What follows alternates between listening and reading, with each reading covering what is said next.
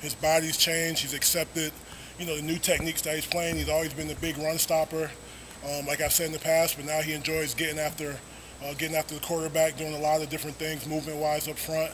And right now, he's hitting on all cylinders.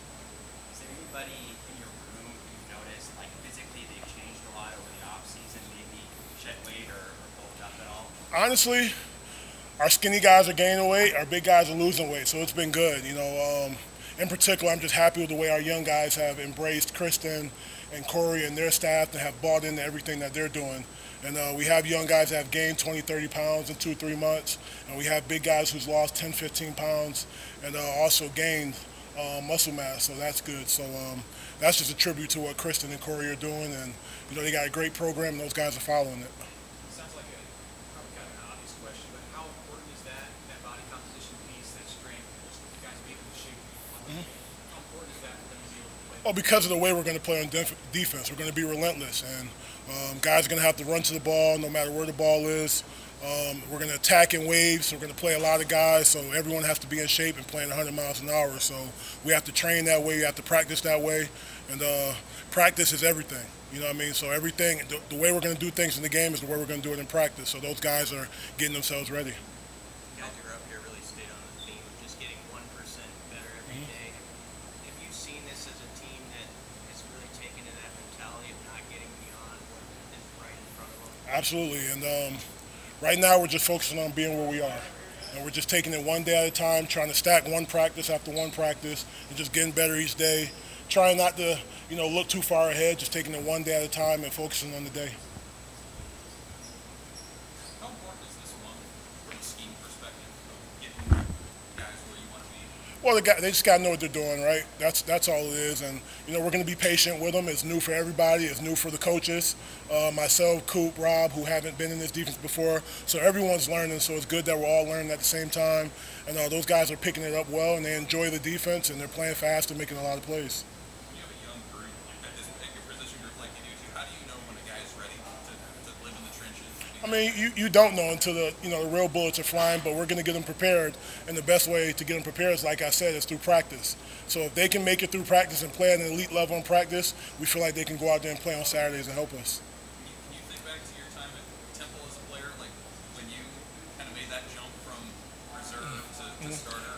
Well, I tell all those guys all the time, like I'm a perfect example of someone who, was with a previous coaching staff, and then Coach Rule and the staff came in, and it was a totally different atmosphere, totally different style, discipline, culture, and I can give those guys examples of what I went through. So I know exactly what they're going through, but I push them through it and try to, help them with the mistakes that I made as a young guy, trying to adapt to a new culture and making sure they don't do the same things.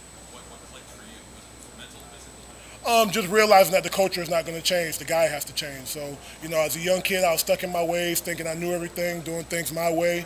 The culture didn't change, and, not being on the field, hurt me the most. So I, wanted to get on the field, and I wanted to buy into the culture and not let my teammates down. So our guys right now, we don't have guys that, take air out of the room.